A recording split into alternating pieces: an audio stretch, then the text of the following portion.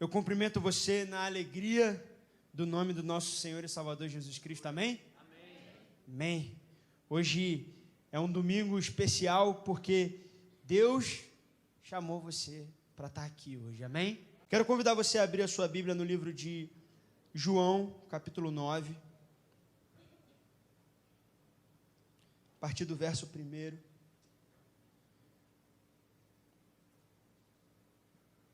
João, capítulo 9, a gente vai estar falando sobre a cura de um cego, e mais importante do que a cura, são os porquês, os comos, de que maneiras isso aconteceu e o que isso pode ensinar para a gente nessa manhã, nessa semana, o que pode ecoar dentro do nosso coração aí. João, Evangelho de João, capítulo 9, verso 1, conta essa história para a gente. Enquanto Jesus caminhava, viu um homem cego de nascença. E os seus discípulos perguntaram: Mestre, quem pecou para que esse homem nascesse cego? Ele ou os pais dele? Jesus respondeu: Nem ele pecou, nem os pais deles. Mas isso aconteceu para que nele se manifestem as obras de Deus. É necessário que façamos as obras daquele que me enviou enquanto é dia, porque a noite vem quando ninguém pode trabalhar. Enquanto estou no mundo, eu sou a luz do mundo. E depois de dizer isso, Jesus cuspiu na terra, fez lama com a saliva e com a lama untou os olhos do cego. Então disse ao cego: Vá lavar-se no tanque de Siloé. Siloé que quer dizer enviado. O cego foi, lavou-se e voltou vendo. Então os vizinhos e os que antes o conheciam de vista como mendigo perguntavam: Não era esse o que ficava sentado pedindo esmolas? Uns diziam: É ele. Outros: Não, mas se parece com ele. E o homem dizia: Sou eu. Então lhe perguntaram: Como foram abertos os seus olhos? E ele respondeu: O homem chamado Jesus fez lama, passou nos meus olhos e disse: Vá até o tanque de Siloé e lave-se. Então eu fui, lavei-me e eu estou vendo. Então eles perguntaram: Onde está ele? E ele respondeu: Não sei. Espírito Santo de Deus, nós chegamos aqui cansados de uma semana de trabalho, cansados de uma semana de problemas.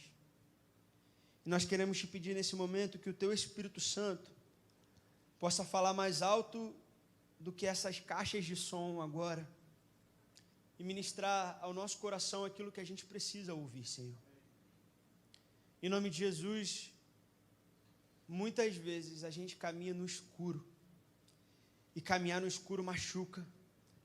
Caminhar no escuro faz com que a gente tropece nos nossos problemas, nos problemas dos outros e nos problemas que aparecem na nossa frente.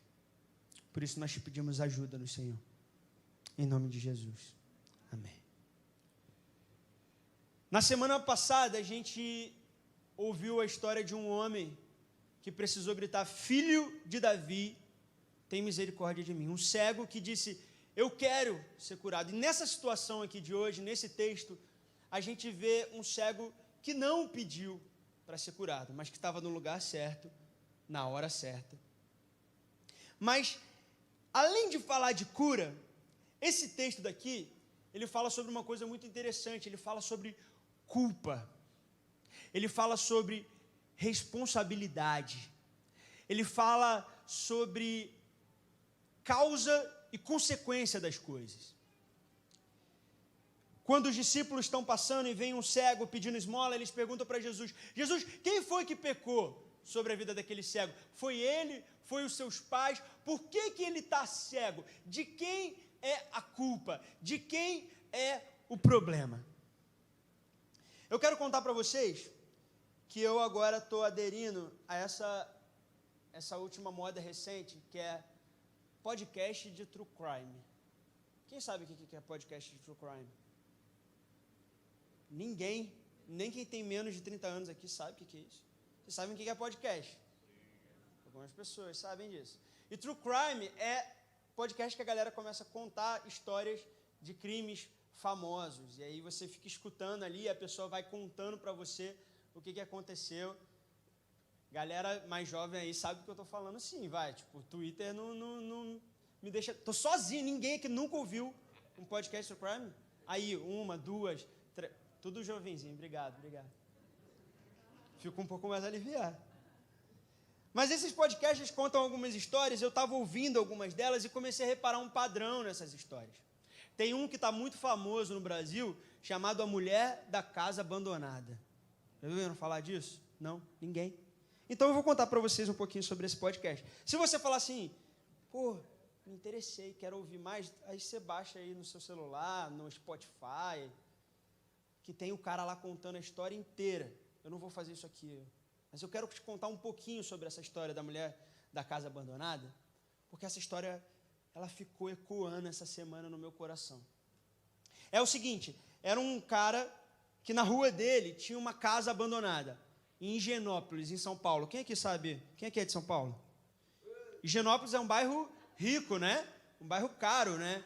E aí tinha uma casa lá abandonada, uma casa caríssima, uma mansão, que estava com buraco no teto, árvores saindo da janela, a casa estava sem luz, grama crescendo dentro da sala, e aquele cara tinha certeza que não tinha ninguém morando ali dentro daquela casa abandonada.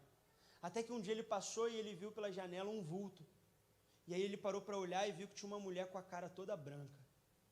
E ele falou assim, isso daí é assombração. Casa abandonada, igual coisa de filme de terror. E aí ele passou um outro dia e viu a mulher de novo, com a cara toda branca, cheia de pomada, olhando para ele da casa abandonada.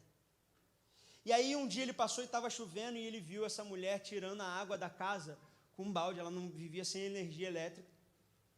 E aí ele falou assim, não é um fantasma, é uma mulher, essa mulher está aí dentro. E ele começou a ajudar essa mulher, começou a conversar com ela, perguntou qual era o nome dela, conheceu aquela mulher, e aí começou a dar comida para aquela mulher, comprar coisa para ela. Até que uma pessoa, uma vizinha virou e falou assim, olha, você está ajudando essa mulher, mas essa mulher, ela é foragida do FBI. E aí o cara falou assim, essa mulher que mora aqui na casa abandonada, a Margarida? E aí ela falou, ela cometeu um crime nos Estados Unidos e ela está aqui se escondendo naquela casa abandonada. E aí o cara começou a pesquisar a história dela e conversando com ela, ele falou, por que a senhora fez isso? E aí ela falou assim, não foi minha culpa. E essa resposta dela a respeito do crime, talvez você esteja se pensando, qual é o crime? Eu não vou contar agora, eu vou contar daqui a pouco. Essa resposta para o crime dela é um padrão. O não foi minha culpa, o eu não fiz por querer, não é responsabilidade minha, é uma coisa que acontece em vários dessas histórias de crime. Hoje, os adolescentes falaram que eu estou com a cara do Scarface. Eu não sei se foi um elogio ou se isso... Mas o Al Capone, ele é um dos maiores gangsters da história dos Estados Unidos. Você sabe disso, né?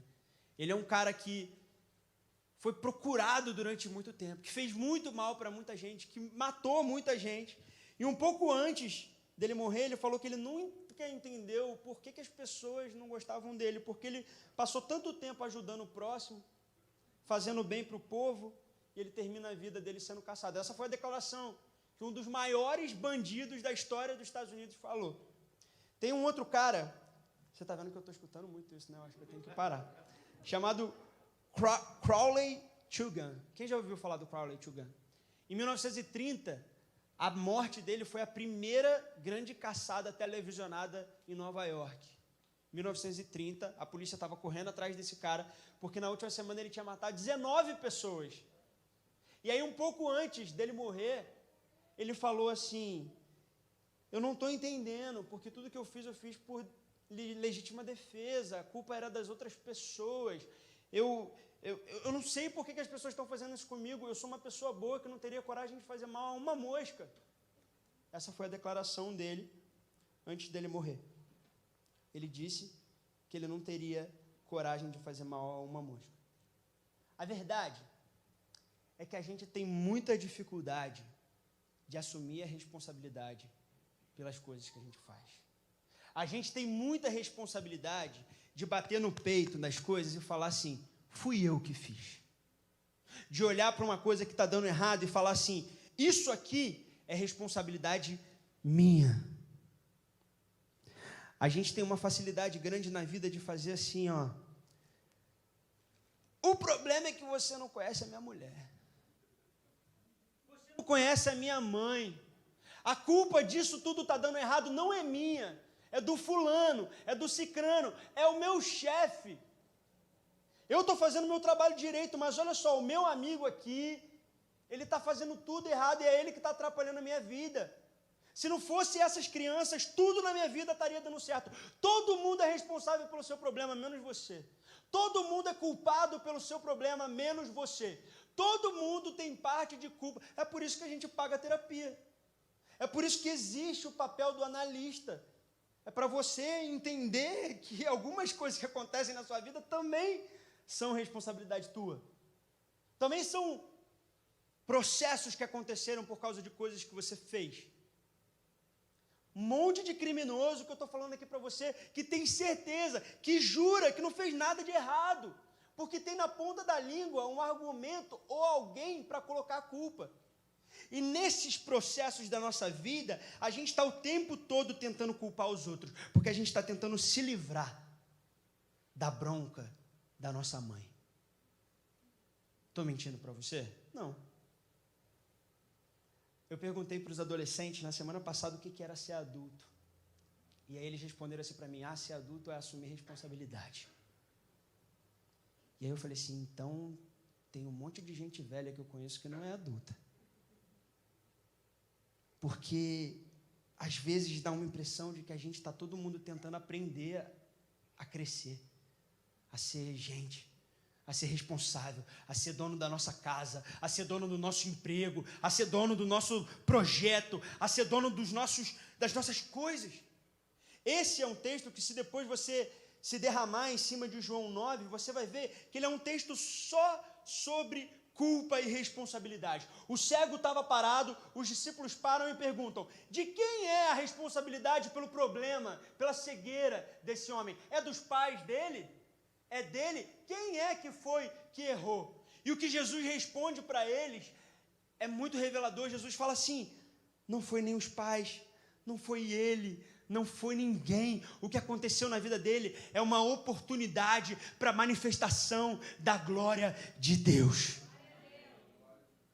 Para de gastar tempo na hora que você deita a sua cabeça no travesseiro, pensando em quem é o culpado pelos seus problemas e começa a enxergar os seus problemas como oportunidade para a manifestação da glória de Deus.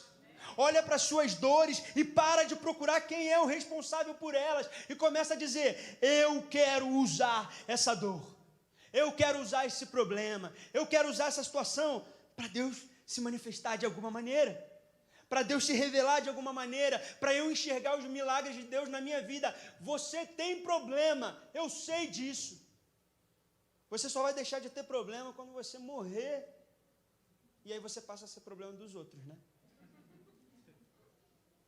Morrer é caro para quem fica, né?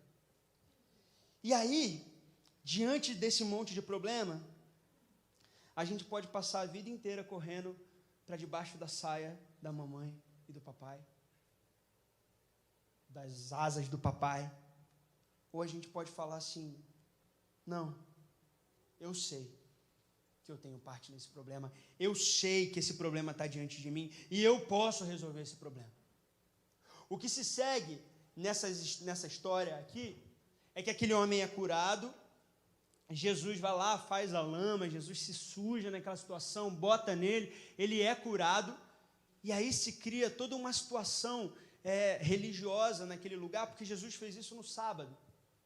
E aí isso começa a apontar-se como um pecado naquela situação. Jesus vira um pecador aos olhos daqueles fariseus, e aqueles fariseus começam a correr atrás do culpado dessa situação.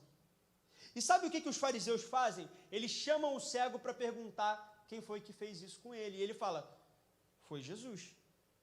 E aí eles não se dão por satisfeitos de responsabilizar o cego por aquilo que aconteceu. E você sabe o que eles chamam? Quem eles chamam? Você sabe? Chama o papai e a mamãe do cego. Porque eles ali naquela situação não entendem, não querem aceitar a resposta e a responsabilidade do que o cego estava fazendo ali naquela hora, e chamam o papai e a mamãe do cego. E a resposta do pai e da mãe do cego é muito boa, porque eles estão com medo, porque é um crime que está acontecendo, eles estão tipo num julgamento ali para entender aquele pecado, aquele erro. O pai e a mãe dizem assim, ó, versículo 20. Então os pais responderam: nós sabemos que esse aí é nosso filho que nasceu cego, mas não sabemos como agora ele está vendo, e também não sabemos quem lhes abriu os olhos. Perguntem para ele, porque ele já é maior de idade e poderá falar por si mesmo. Traduzindo, os pais falam assim: ele é um garoto grande, já saiu de casa, já fez faculdade, só ele é adulto, eu não tenho nada a ver com isso. A responsabilidade dessa situação não é do papai, não é da mamãe, é desse cara. E diante daquilo que acontece, esse cara tem duas opções. Ou ele pode voltar para esse tribunal e falar assim: olha, não, realmente, isso tudo foi uma confusão, eu não quero problema, eu não quero ser preso, eu não quero que vocês me matem, eu não quero ter a minha mão cortada, eu não sei quem foi esse cara nem me curou, eu nunca fui cego. Ele podia ter feito isso. Ou ele podia bancar e falar assim: foi Jesus, foi o homem que vocês têm medo, foi o Messias. Você sabe o que ele faz? Esse homem não foge da responsabilidade, e ele declara: foi Jesus, esse é o meu herói, Jesus é o cara que me salvou. E aí a história continua, porque eles viram e falam: você nasceu cheio de pecado e quer ensinar alguma coisa para a gente, expulsam ele. Versículo 35. Aí o versículo 36 segue dizendo que Jesus escutou essa história, e voltou, e falou assim: foi você que disse lá para os fariseus que fui eu que te curei? E ele fala: sim, fui eu. E ele fala: você sabe quem sou eu? Quem foi que te curou? E ele fala: não, eu não sei. Ele fala: eu sou o Messias, você crê nisso? E aí ele responde: eu creio, Senhor, e o adora. E aí Jesus continua: eu vim a esse mundo para juízo, a fim de que os que não veem vejam, e os que veem se tornem cegos. E aí os fariseus estavam perto e perguntam: então você está dizendo que a gente também é cego? E aí Jesus responde: se vocês fossem cegos, não teriam pecado algum, mas porque agora vocês dizem: nós vemos, o pecado de vocês permanece. Essa história toda que eu contei era sobre um homem cego que ficou curado. Mas a verdade é que todo mundo nessa história está cego. Os discípulos estavam cegos, os fariseus estavam cegos, o pai e a mãe estavam cegos. O homem curado estava cego. No momento que ele assume a responsabilidade, e Jesus pergunta para ele: você crê que eu sou o Messias? É nesse momento que ele é curado. É nesse momento que ele começa a enxergar as coisas. É só nessa hora que ele assume a responsabilidade de entender que Cristo é o Senhor e o Salvador da vida dele, que ele começa a ver. Talvez não seja muito legal chegar no domingo e escutar do pastor que você tem que voltar para casa e assumir as suas responsabilidades. Talvez não seja fácil pegar a lista de culpados que você tem pelos seus problemas e jogar lá fora. Mas ou você faz isso, ou você continua cego. Ou você assume essa responsabilidade de entender que você pode gerar cura na sua vida, na vida dos outros, em quem está perto de você, só assumindo que Cristo é o Senhor da sua vida, ou as pessoas vão continuar cegas perto de você, ou as pessoas vão continuar doentes perto de você. É preciso que você seja gente grande, que você perca o medo de falar assim: eu assumo as consequências daquilo que eu fiz. Você sabe o que a mulher da casa abandonada fez? Eu vou te contar.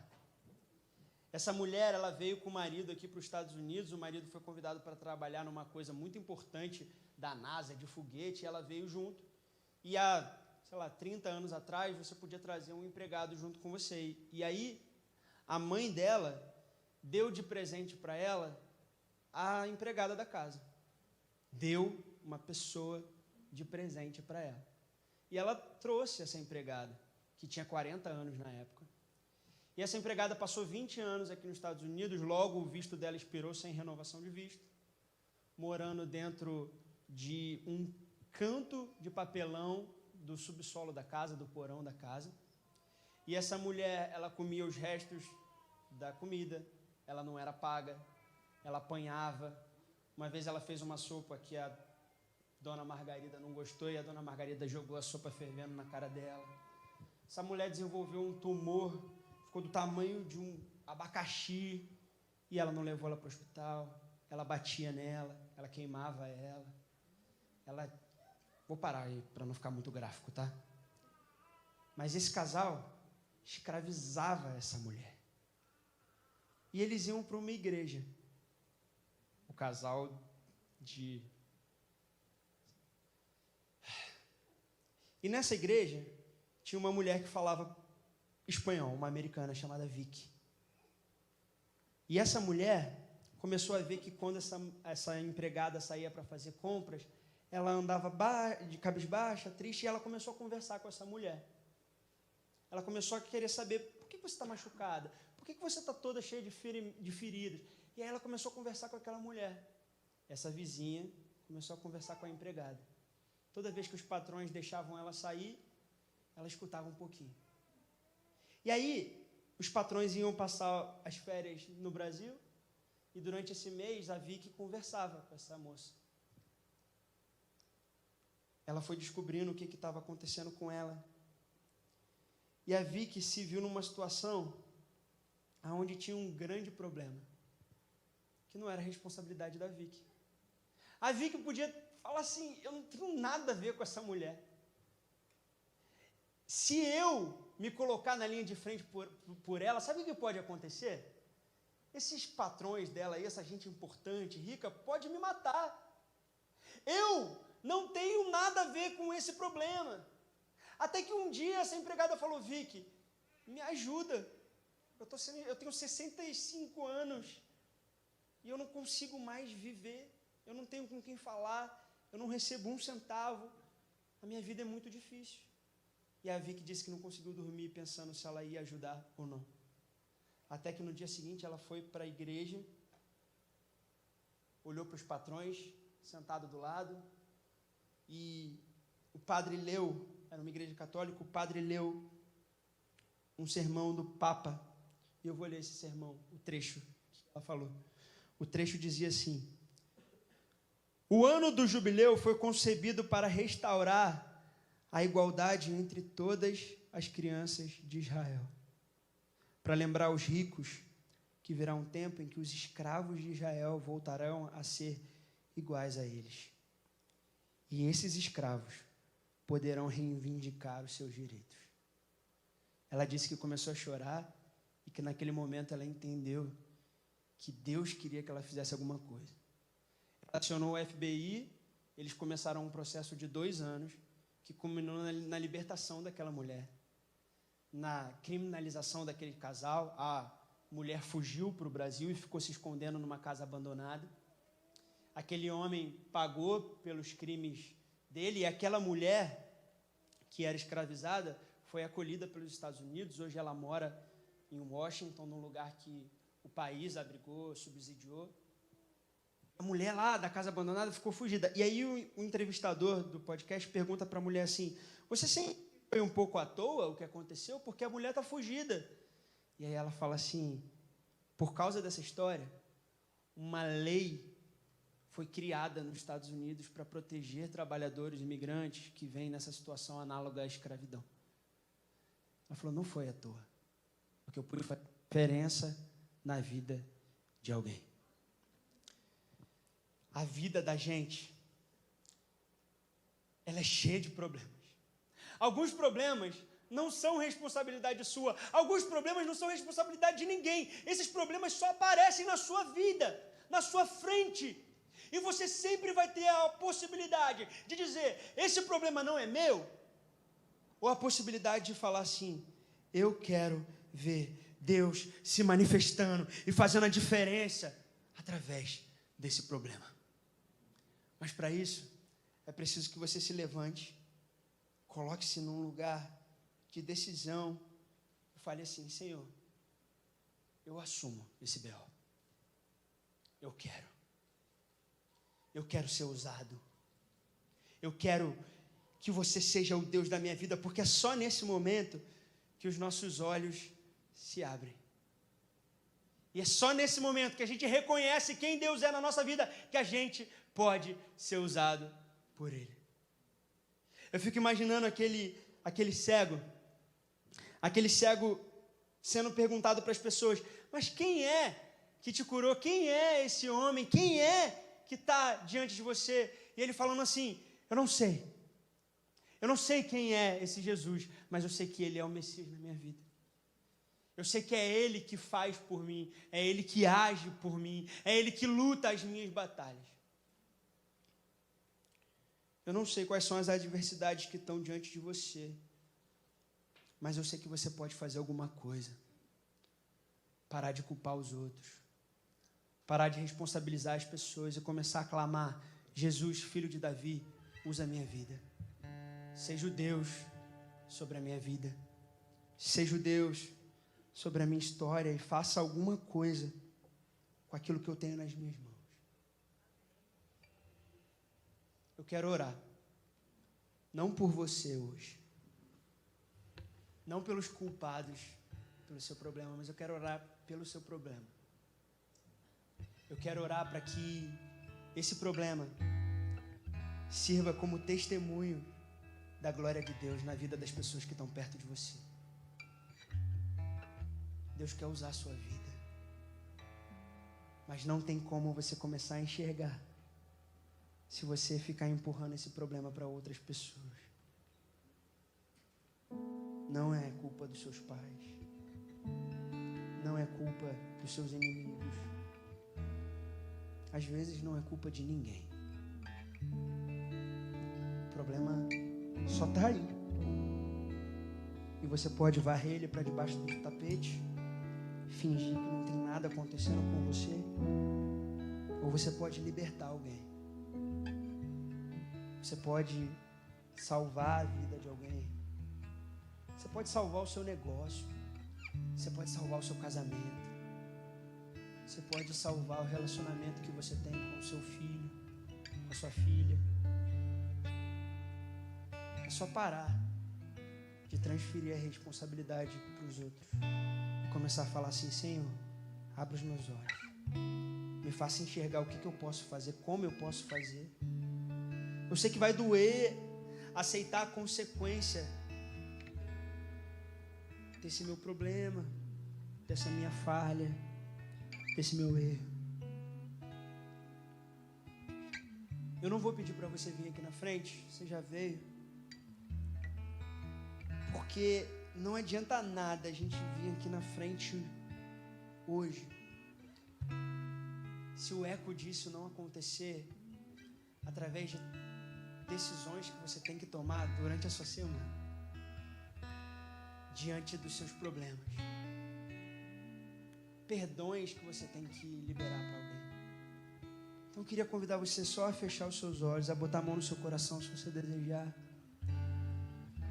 e pedir ao Senhor que Ele traga diante de você quais são esses problemas, quais são essas oportunidades para Ele fazer o milagre dele acontecer na sua vida, na vida de alguém perto de você.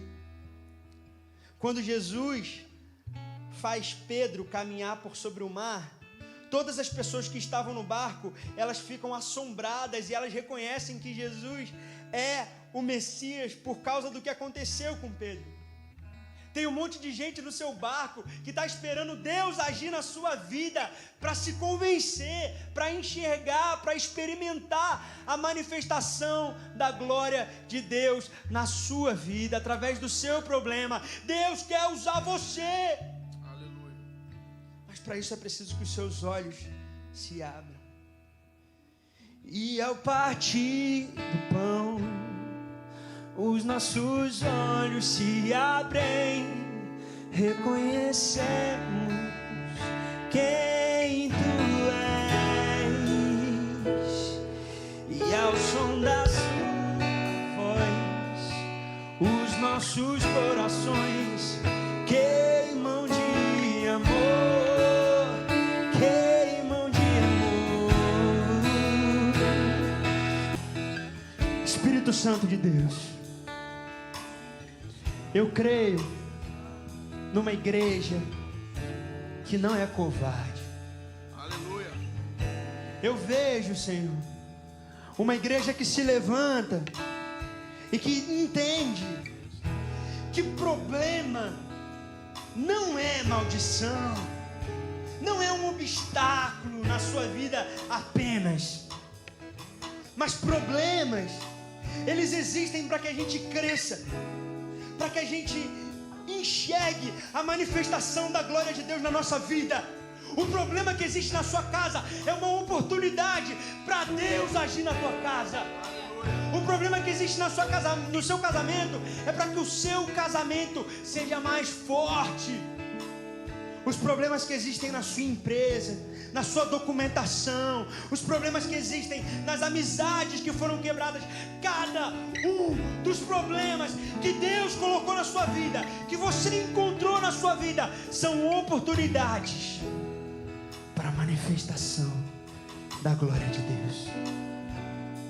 Mas para isso, você precisa falar assim: eis-me aqui, eu quero arrumar minha casa, eu quero arrumar os meus papéis, eu quero dizer: Senhor, a responsabilidade é minha, não é do outro, a responsabilidade é minha, o caminho é meu, esse papel é meu, essa caneta que está na minha mão, quem assina sou eu. Me enche de força, Senhor, porque eu sou covarde. Me enche de força para que eu assuma o lugar que você quer que eu assuma. Porque eu quero ver, estou cansado de andar no escuro. Eu estou cansado de ficar batendo a minha cabeça na parede. Eu preciso enxergar quem você é na minha vida. Quem você é na minha vida. Quem você é na minha casa, na minha família. Eu quero, Jesus, sair de cima do muro e fazer alguma coisa, e fazer aquilo que precisa ser feito. E você sabe o que precisa ser feito. Nem eu, nem ninguém precisa te dizer. Você sabe o que precisa ser feito. Mas aí quando a gente faz, a glória de Deus enche a nossa casa. Quando a gente assume a presença do Senhor, enche a nossa casa, os nossos olhos se abrem, a gente consegue ver com mais clareza, com alegria, a gente consegue sentir a presença de Deus nos abraçando. Jesus, guia-nos, Senhor, para que a gente esteja no lugar certo, na hora certa, e que assim a gente enxergue aquilo que você quer que a gente veja. O pior cego é o que não quer ver. E nós queremos, Senhor. Abençoa, Senhor, a nossa semana. Nos enche de fôlego, de força, de alegria, de vontade de ver os seus milagres acontecendo na nossa casa, no nosso trabalho, na nossa escola, na nossa faculdade, aonde a gente estiver. Que as escamas caiam, que as pessoas saibam que você é o nosso Deus, o nosso Messias, o nosso Senhor. Você pode estender suas mãos? Que o amor de Deus Pai Todo-Poderoso, que a presença de Jesus Cristo, aquele que abre os nossos olhos, que o calor do Espírito Santo te leve a assumir as responsabilidades hoje e para todo sempre. Amém.